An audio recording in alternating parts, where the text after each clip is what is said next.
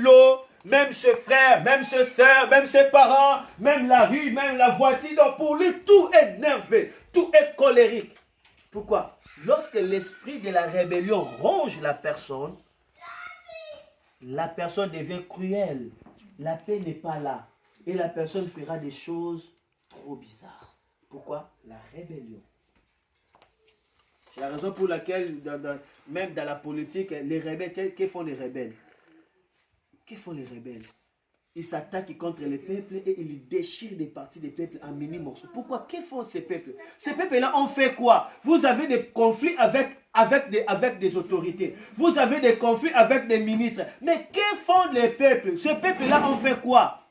On commence à violer la maman devant ses enfants et devant son mari. Quelle humiliation! Voilà l'esprit de la rébellion.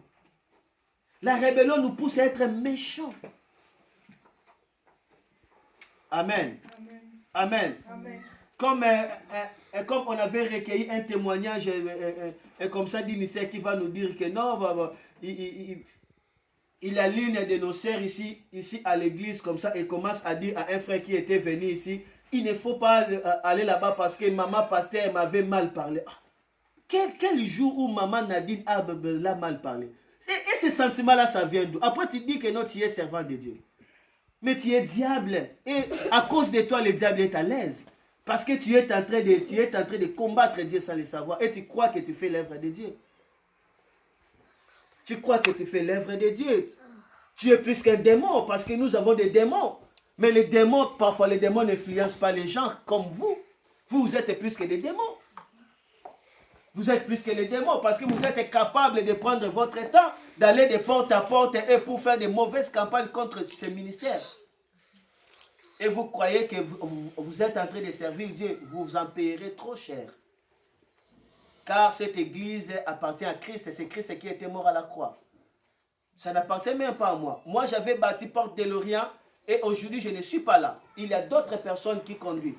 Et demain aussi, je ne serai pas là. D'autres personnes seront ici pour conduire. Et j'allais aussi à d'autres villes. Je ne serai pas là, je ne suis pas permanent. Pour dire que ce n'est pas mon œuvre. Si c'était mon œuvre, alors j'allais transporter l'église qui était à Kinshasa et l'amener ici. Amen. Amen. Quelle pensée! Quelle pensée! Même les démons parfois, même les démons parfois, ils font même cara. Même les démons parfois, ils ne s'occupent même pas de l'église. Mais des gens qui disent que ce sont des serviteurs, des servants de Dieu, leurs yeux sont toujours braqués. Ah, ces frères sont venus à Porte de l'Orient. Alors, ils sont là pour faire des mauvaises campagnes. Ah, tu sais, maman passée m'avait même blessé. C'est maman passée qui t'a blessé. Voilà le diable. Ça, c'est l'esprit de la rébellion. Si peut-être on me dit que non, c'est le pasteur qui m'a blessé, je peux autoriser. Mais pas dire que le prophète Nadine a blessé. C'est moi qui suis direct. Moi, je parle directement. Et je ne blesse personne. Je présente la parole. La Bible dit la parole, c'est une épée. Si tu te sens blessé, mais convertis-toi, c'est tout. Je ne peux pas satisfaire tes sentiments. Pour être désobéissant et rebelle à Dieu, je dois présenter la parole de Dieu. Ou tu appartiens à Dieu, ou tu n'appartiens pas à Dieu. Mais pourquoi on laisse moi et on touche maman Nadine? Pourquoi? Parce qu'on sait que la sensibilité, si déjà la maman pasteur et se comporte comme ça, donc c'est une fausse église. Voilà comment est-ce que le diable habille les gens. La rébellion. Amen. Attention avec la rébellion. Vous croyez que c'est normal? Quelqu'un vraiment commence à prophétiser que non, ce pasteur n'a pas de salaire, cette église. Ça c'est quoi? Bon, laissez-moi un peu parler de la part de Dieu alors. Amen. Amen. Pour dire que l'esprit de la rébellion, c'est un esprit mauvais. Saoul, Dieu l'avait aimé. Il cherchait les annales de son père. Et en cherchant les annales de son père, il a ramassé la royauté. Il devait roi. Mais à cause de la rébellion, il désobéit à l'ordre de Dieu. Dieu l'a rejeté. Lui qui était ouin, alors il commence à être agité par des démons. Si on est rebelle, tu seras agité. Amen. Amen. Alléluia. Amen. Si tu vois quelqu'un rebelle, il te dit que non, j'avais fait un songe. Tu dis non, tu es agité par des démons. Toi, tu es rebelle. Tu fais quel songe? Tu fais quelle chose? Tu es rebelle? Tu veux me parler quoi? Tu m'enchaîneras quoi? Toi, tu es rebelle. Amen. Même si tu lis la Bible 1000 fois, mais tu es rebelle, c'est tout. Le diable connaît la parole comme plus que toi. Mais cela n'a pas changé son cœur. Le problème, ce n'est pas de connaître la parole ni de lire la Bible. Le problème, c'est que tu fais quoi de la parole que tu écoutes. Alléluia. Saoul rejeté et tourmenté à cause de la rébellion. Oui, la rébellion attire la colère de Dieu. Voilà pourquoi le diable nous pousse à être rebelles contre Dieu, contre sa parole, contre ses serviteurs. Mais Christ est mort pour que nous ne soyons pas des fils de la rébellion, mais que nous soyons des fils de Dieu. Amen. Alléluia. Amen. Alléluia. Maman a dit, tu peux lire rapidement Ésaïe chapitre 66, verset 22. Nous tendons déjà vers la fin de ce message. Ésaïe 66, verset 22.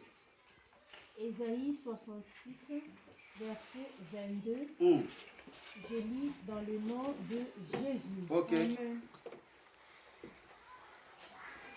Car comme le nouveau ciel et la nouvelle terre que je vais créer subsisteront devant moi, dit l'Éternel, ainsi subsisteront votre postérité et votre nom. Ça c'est 66? Oui. 22? 66 et 22. À 24? Continuez. Ok. À chaque nouvelle lune Écoutez. Et à chaque sabbat, toute chair viendra se prosterner devant moi, dit l'Éternel. Ok. Et quand on sortira, on verra le cadavre. Ici, on parle maintenant de l'enlèvement, de la nouvelle terre. Et continuez. Et quand on sortira, on verra le cadavre des hommes qui se sont rebellés contre moi. Car leur ver ne mourra point et leur feu ne s'éteindra point. Et ils seront pour toute chair un objet d'horreur. Ok, ils seront pour tous un objet de peur et d'horreur. Donc la rébellion nous conduit en enfer. La Bible dit quand on sortira, ça veut dire qu'on sortira de cette terre pour rejoindre Christ dans le paradis, on trouvera des cadavres de ceux qui étaient rebelles contre qui? Contre Dieu. Et la Bible dit leurs vers, cela veut dire leurs vers de terre ne vont pas mourir. Ne vont pas mourir. Cela veut dire qu'ils seront toujours dans le feu éternel. C'est la part des rebelles. Amen. Amen. Recommence encore le verset 24, s'il vous plaît. Ésaïe 66, 24. 24, je lis dans le nom de Jésus. Amen. Lis un peu très fort. Et quand on sortira, on verra le cadavre des hommes qui se sont rebellés contre moi. Car leur ver ne mourra point. Et leur feu ne s'éteindra point. Et ils seront pour toute chair un objet d'horreur. C'est tout. Voilà la conséquence de rébellion. Amen. Amen. Est-ce que vraiment une personne normale peut dire que notre Dieu n'existe pas? Ça c'est grave. Les arbres louent Dieu parce qu'il respire. Les animaux louent parce qu'il respire. Mais l'homme, il commence à être méchant vis-à-vis de Dieu. Il dit que les choses de Dieu ne me servent à quoi? C'est l'esprit de la rébellion qui vient du diable. Le diable veut que cet homme puisse aller en enfer le jour où il va mourir. Afin qu'il souffre éternellement avec lui. Parce que l'enfer, c'est le lieu préparé pour des rebelles. Et les rebelles, ce sont des diables. Et les diables veulent influencer les hommes à être rebelles vis-à-vis de Dieu. Envie d'obtenir l'enfer. C'est pourquoi Christ est venu mourir à la croix à cause de la rébellion. Pour que les rebelles ne soient point des rebelles qui deviennent des fils de l'obéissance. C'est ça en fait le rôle de Christ. Recevez le sang de Jésus, tu auras la paix, tu auras l'amour, l'harmonie avec les hommes, l'harmonie avec Dieu. Le sang de la sainteté. Lisez Hébreux chapitre 10, verset 27, nous sommes dans le Nouveau Testament. Hébreux 10, 27. Hébreux chapitre 10, verset 27. Ok. Je lis dans le nom de Jésus. Amen. Mais une attente terrible du jugement et l'ardeur d'un feu qui dévorera le rebelle. Celui qui a violé la loi de Moïse. Recommencez. Quoi? Je commence par le verset 27. Mais une attente terrible du jugement et l'ardeur d'un feu qui dévorera le rebelle. Une ardeur du jugement. Une attente terrible. Cela veut dire les rebelles entendront que le jugement est le feu. Si tu te plais à la rébellion, oui, soyez tranquille, mange, sois calme, mais sache bien que ce que tu attends, c'est le feu, pas autre chose. Amen. Lucifer se rébella. Son attaque, c'était un jugement de Dieu. On a enlevé tous les corps de gloire qu'il portait, il devint diable. Adam et Ève se rébella. Ils ont perdu la gloire, ils sont redevenus poussière et nus. Amen. Moïse se rébella, il n'a pas entré dans la terre promise. Samson se rébella, il a perdu la force et on l'a troué ses yeux. Amen. Amen. Même David se rébella. Il a connu beaucoup de choses noires jusqu'à ce que ses enfants commencent à avoir la fièvre pour coucher avec son propre frère et sa propre sœur. Imaginez, quelle abomination. Le frère a la fièvre lorsqu'il regarde sa petite sœur. Cette beauté, elle a la fièvre jusqu'à ce qu'elle est allée coucher avec elle. Lorsque maintenant l'autre frère a vu ça par la colère, il a tué son frère. Et l'autre fils de David s'est rébella, il voulait tuer David. Tout ça pourquoi? Parce que David s'est rébella, accoucha avec Bathsheba et il a tué le mari de Bathsheba. La rébellion n'épargne personne. C'est la raison pour laquelle à chaque fois que tu sens le sentiment de la rébellion, sois prompt à demander le sang de Jésus-Christ. Parce que Christ est mort pour que les rebelles soient réconciliés avec Dieu. Il ne te condamne pas, mais il veut tout simplement que tu ne nourris pas la semence de la rébellion, mais que tu nourris la semence de l'obéissance qui était en Christ. Amen. Amen. Christ est mort pour qu'on ne soit pas des fils de la rébellion.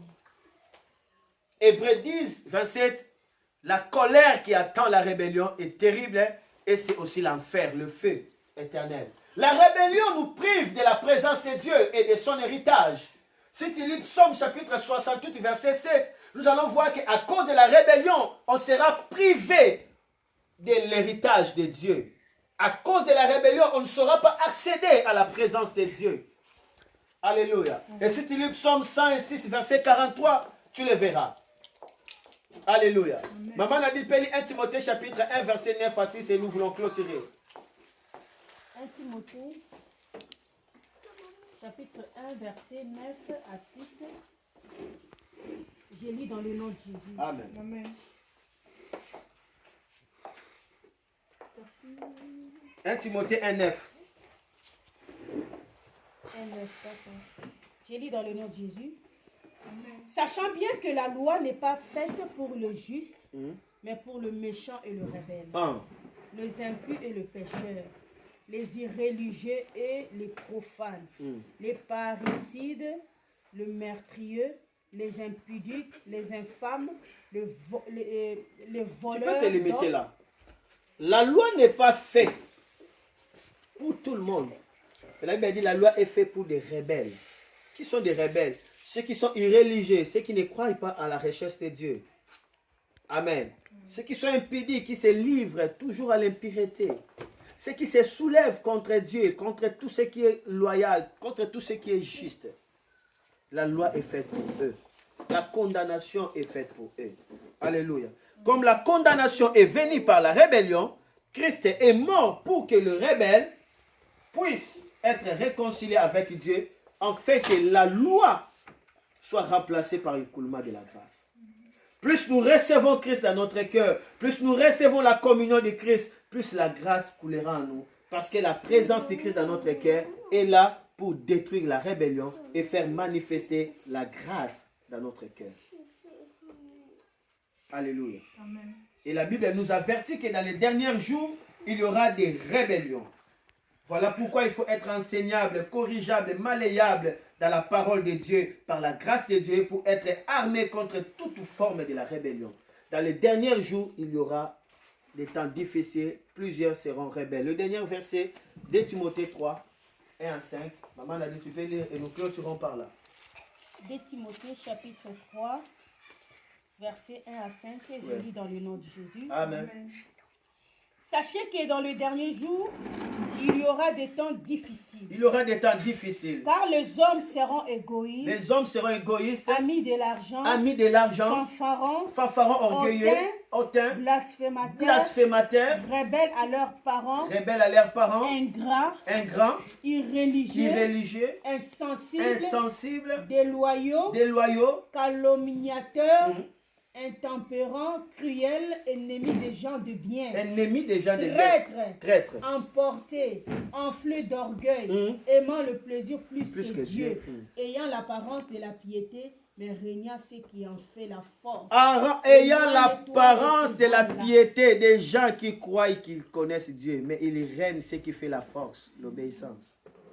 Il règne ce qui fait la force de l'Église. Il règne ce qui fait la force de l'Église. L'amour et le pardon. Amen. Amen. Il y a des temps difficiles. Il y a des sentiments qui nous poussent à être loin de Dieu. Il y a des sentiments qui nous poussent à faire tout ce que Dieu n'aime pas. Mais malgré cela, le sang de Jésus, rappelez-vous, a été coulé. Alléluia.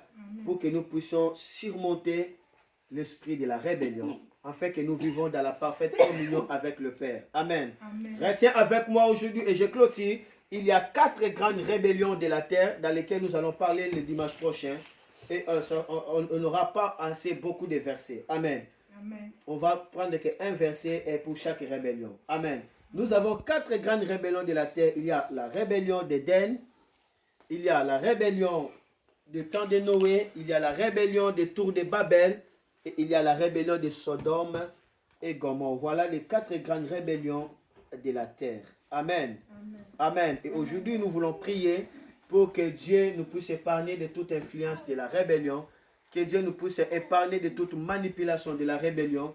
Et nous allons aussi prier pour tous les saints de la terre, que Dieu les éloigne aussi de la puissance de la rébellion, parce que le diable souffle la rébellion partout sur la terre et surtout dans l'église, afin que le peuple de Dieu ne reçoive pas avec humilité la correction de Dieu qui les empêche d'aller en enfer, qui les empêche d'aller à la destruction.